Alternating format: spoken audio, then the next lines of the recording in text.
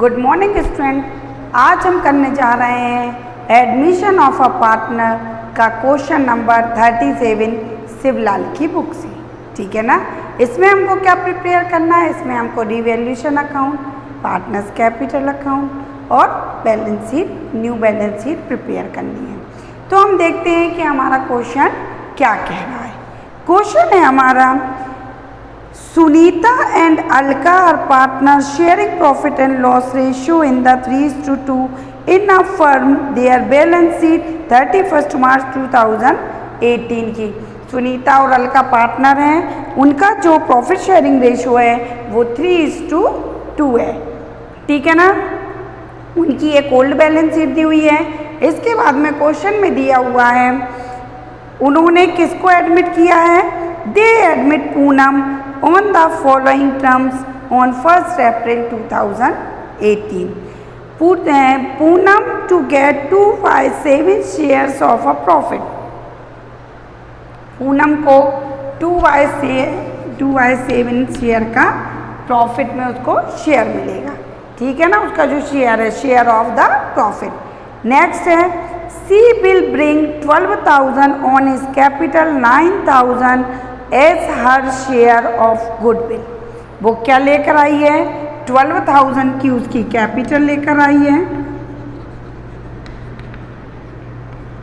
9,000 की उसकी गुडविल लेकर आई है। ठीक है। फिर नेक्स्ट है, both amount will remain in the firm. कह रहे हैं ये दोनों चीज़ें कहाँ रहेंगी, फर्म में रहेंगी। फिर है both amount remain in the firm. फिर building is to be valued 30,000, machinery 8,000। Building की जो वैल्यू है वो कितनी हो गई, 30,000। जो मशीनरी है वो कितनी हो गई, 8,000। फिर है 8,000 stock is to be valued at ₹22,500। ये स्टॉक है आपका। On the date investment were valued ₹6,400। जो इन्वेस्टमेंट है वो 6,400 का इन्वेस्टमेंट है। फिर क्वेश्चन कह रहा है आपका, Sunita took over the investment. Sunita क्या करेगी, इन्वेस्टमेंट को टुक ओवर कर लेगी। Bad debts reserve reduce by 2,000। You are required to prepare revaluation account, partners capital account, balance sheet of the firm। देखिए स्टूडेंट, क्वेश्चन हमें क्या कह रहा है, क्वेश्चन हमसे कह रहा है कि हमें 3 अकाउंट्स प्रिपेयर करना है, revaluation account, partners capital account और न्यू बैलेंस शीट प्रिपेयर करनी है। क्वेश्चन में है कि हमारे पास जो ओल्ड पार्टनर है वो सुनीता और अलका है। उनका जो रेशो है वो दिया हुआ है 3:2 है। सुनीता एंड अलका जो पार्टनर हैं उनका रेशो 3:2 है। उन्होंने किसको एडमिट किया है, पूनम को एडमिट किया है। कितने पार्ट के लिए, हमने आपको पहले ही बता चुके हैं कि जब भी कोई न्यू पार्टनर एडमिट होगा तो वो अपने साथ में गुडविल को लेकर आएगा और अपनी कैपिटल को लेकर आएगा। ठीक है ना। तो पूनम भी अपने साथ में 12,000 की कैपिटल लेकर आई है, 9,000 की गुडविल लेकर आई है। हमने आपको बताया है कि सब कुछ, मान लीजिए प्रॉफिट शेयरिंग रेशियो है 3:2, तो प्रॉफिट जो भी निकलेगा वो ओल्ड पार्टनर्स को 3:2 में डिवाइड होगा। अगर आपकी ओल्ड बैलेंस शीट में प्रॉफिट एंड लॉस दिया है तो वो भी ओल्ड रेशियो में डिस्ट्रीब्यूट होगा। अगर गुडविल दी हुई है ओल्ड फर्म की, ओल्ड गुडविल, तो वो भी प्रॉफिट एंड ओल्ड रेशियो में ही डिस्ट्रीब्यूट होगी। लेकिन अकेला जो न्यू पार्टनर अपने साथ में गुडविल को लेकर आता है उसको हम सैक्रिफाइसिंग रेशियो में डिस्ट्रीब्यूट करते हैं। ठीक है। अब हमारे क्वेश्चन में हमको नीचे दिया हुआ है एडजस्टमेंट में कि बिल्डिंग की वैल्यू 30,000 हो गई, मशीनरी 8,000 की, स्टॉक 22,500 और जो इन्वेस्टमेंट हैं वो 6,400 के हैं। तो हम ओल्ड बैलेंस शीट में से बुक वैल्यू देखते हैं। तो हमने देखिए ओल्ड बैलेंस शीट में बिल्डिंग की वैल्यू दी हुई है 20,000 सबसे पहले। तो देखिए बिल्डिंग 20,000 की है और अब बिल्डिंग 30,000 की हो गई। तो बिल्डिंग इंक्रीज हुई कि डिक्रीज हुई, इंक्रीज हो गई।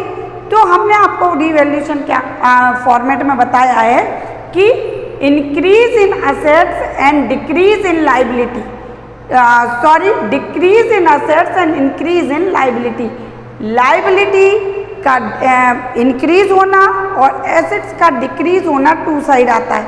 अगर कोई भी असेट से संपत्ति है जिसकी वैल्यू कम हो गई तो वो टू साइड आएगी, इंक्रीज हो गई तो वो बाय साइड आएगी, लाइबिलिटी इंक्रीज हो गई तो वो टू साइड आएगी, लाइबिलिटी डिक्रीज हो गई तो वो बाय साइड आएगा।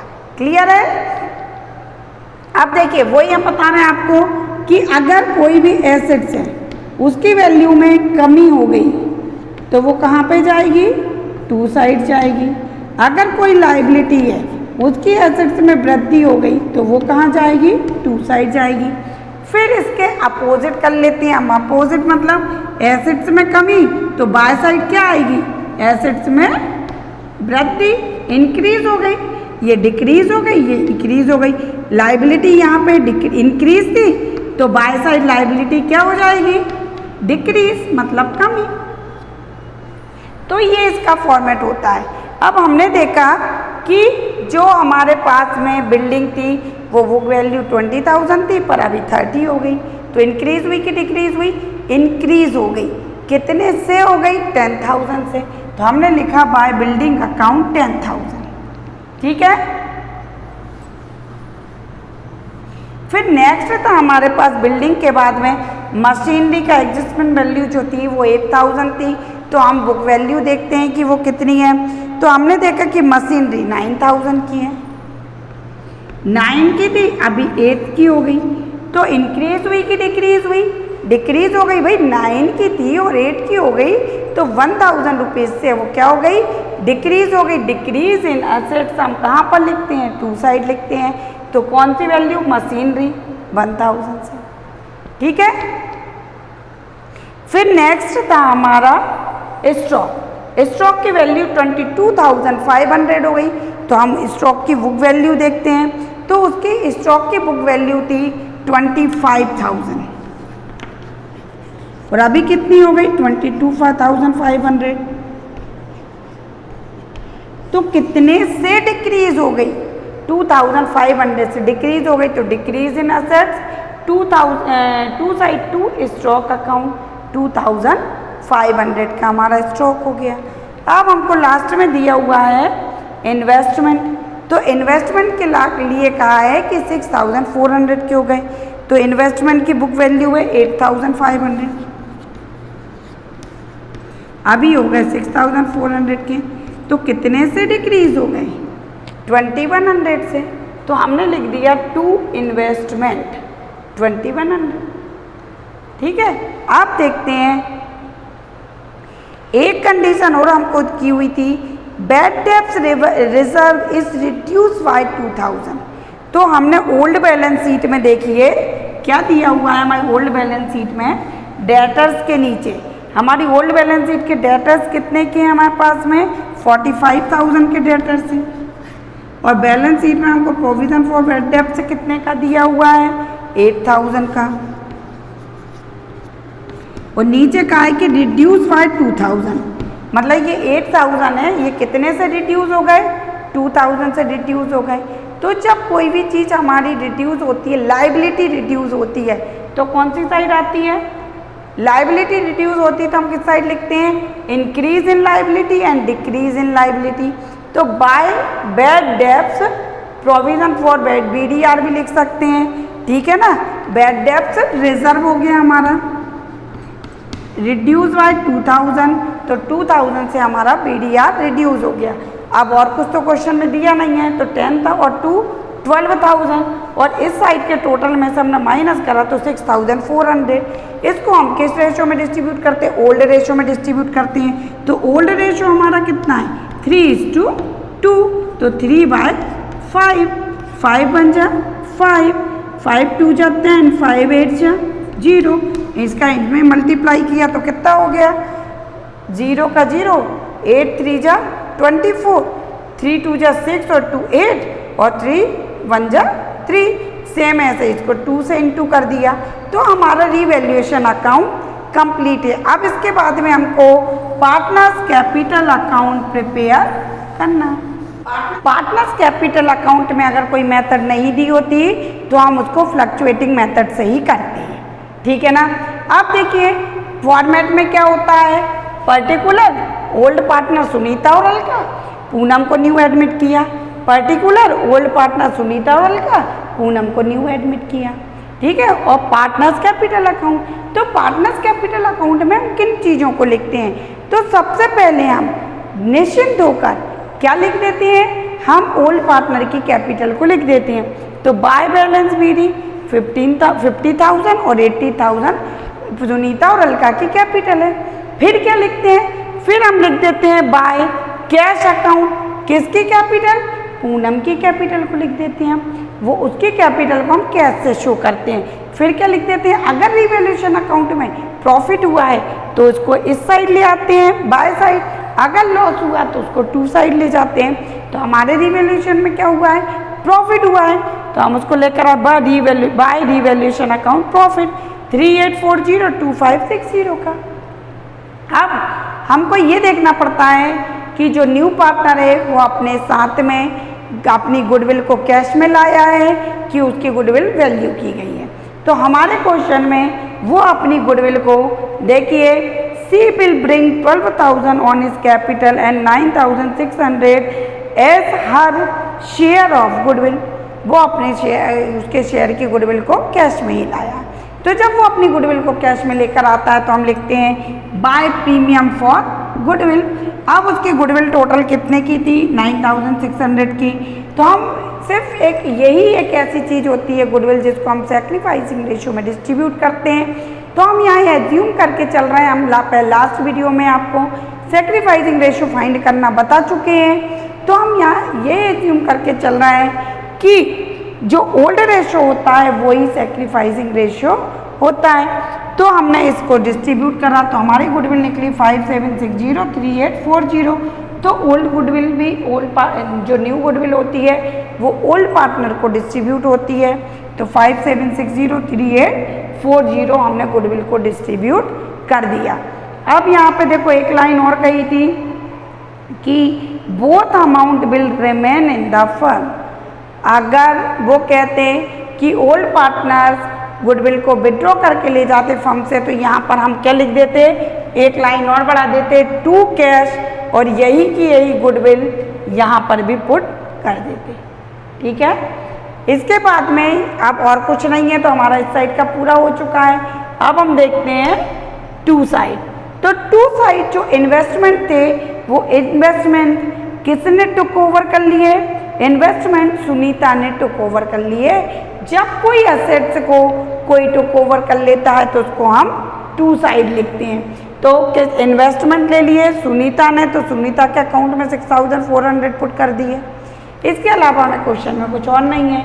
तो हम स्टूडेंट्स आंसर फाइंड करते हैं। तो हमने उसके लिए क्या करा, सुनीता का टोटल लगाया, अलका का टोटल लगाया, पूनम का टोटल लगाया।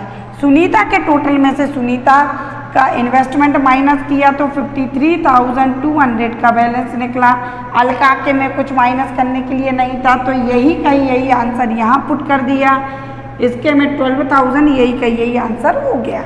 अब हमारा पार्टनर्स कैपिटल अकाउंट रेडी है। इसके बाद हमसे क्वेश्चन में फर्म की बैलेंस शीट भी बोल रहे हैं, प्रिपेयर करने जा रहे हैं बैलेंस शीट। तो बैलेंस शीट का हमारा फॉर्मेट क्या है, balance sheet, liabilities, amount, assets, amount. अब देखिए बैलेंस शीट में हम किसको लिखते हैं। तो सबसे पहले हमने ओल्ड बैलेंस शीट देखी।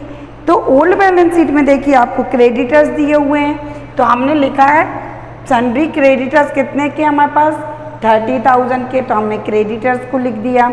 फिर ओल्ड बैलेंस शीट में देखिए आपको क्या लिखा हुआ है, बिल्स पेबल, तो हमने ओल्ड बैलेंस शीट के ही बिल्स पेबल लिख दिए। फिर हमें कैपिटल, तो हम ओल्ड बैलेंस शीट वाली कैपिटल तो पार्टनर्स कैपिटल अकाउंट में ले गए। अब हमने न्यू कैपिटल फाइंड की थी पार्टनर्स कैपिटल अकाउंट में, जो बैलेंस सीडी निकला था वही कैपिटल है सुनीता अलका पूनम की 53,200, 24,400 और 12,000 हमने कैपिटल लिख दी। फिर उसके बाद में देखिए और कुछ तो है ही नहीं लाइबिलिटी साइड, तो हमने टोटल लगा दिया। अब हम पहुँचे एसेट साइड। तो सबसे पहले बिल्डिंग दी हुई थी हमारे पास में 20,000 की और 10,000 से इंक्रीज होकर बिल्डिंग की वैल्यू हो चुकी है 30,000। तो हमने 20 में जितने से बिल्डिंग की वैल्यू बढ़ गई थी या जितने से कम हो गई थी, बढ़ गई तो प्लस कर दो, कम हो गई तो माइनस कर दो। तो हमने प्लस करके 30,000 कर दिया। फिर मशीनरी 9,000 की थी और बाद में वो 1,000 से कम हो गई थी, तो हमने उसमें से 1,000 माइनस करके उसकी वैल्यू 8,000 हो गई। फिर दिया हुआ है हमको फर्नीचर, तो देखिए फर्नीचर की वैल्यू में कोई चेंज नहीं हुआ था, तो वो हमने वैसे ही का वैसे लिख दिया। फिर दिया हुआ है स्टॉक, तो स्टॉक भी हमारा कितने का था, 25,000 का था, 2,500 से वो कम हो गया था, तो 22,500 का स्टॉक हो गया। 25,000 का था हमारा स्टॉक, 2,500 से कम हो गया तो 22,500 का हो गया। डेटर्स हमारे 45,000 के थे और जो BDR था वो ओल्ड बैलेंस शीट में 8,000 का है, बट वो 2,000 से रिड्यूस हो गया, तो उसकी वैल्यू कितनी हो गई, 6,000। तो 39,000 हमारा क्या हो गया, डेटर्स हो गए। फिर कैश पर आते हैं, तो ओल्ड बैलेंस शीट का कैश कितना दिया हुआ था, 3,520 प्लस वो अपने साथ में अपनी कैपिटल को और अपने साथ में गुडविल को कैश में लेकर आया है। तो 12,000 की कैपिटल, 9,600 की गुडविल लेकर आया है। इनको भी हम प्लस करते हैं, सब सारी एसेट्स को प्लस करा हमने, टोटल आ गया कितना आ गया, 1,26,420 का हमारी बैलेंस शीट में कंप्लीट है स्टूडेंट्स। तो बैलेंस शीट का हमारा फॉर्मेट वही होता है, liabilities amount, assets amount. Old balance sheet से हम जो भी पुरानी लाइबिलिटीज होती हैं उनको लेकर आते हैं, केवल कैपिटल चेंज हो जाती है, और एसेट्स में जो भी इंक्रीज डिक्रीज होता है, इंक्रीज हुआ तो प्लस करके वैल्यू लिख दी, डिक्रीज हुआ तो माइनस करके वैल्यू लिख दी। Okay bye, have a nice day.